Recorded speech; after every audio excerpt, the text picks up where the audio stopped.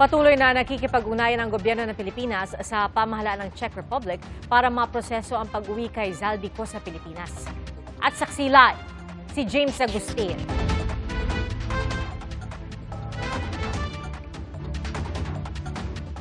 Ayon sa isang opisyal ng gobyerno ay patuloy pakipag-ugnayan ng Philippine authorities sa Czech authorities para sa posibleng pagpapauwi sa Pilipinas kay dating ako Bicol Party List Representative Zaldico. Nilinaw din ng naturang opisyal na dahil bahagi ng Schengen ng Czech Republic, wala nang rason para dalhin o ilipat pa siya sa ibang bansa sa Schengen sa Europe. Kanselado na rin ang passport ni Zaldico.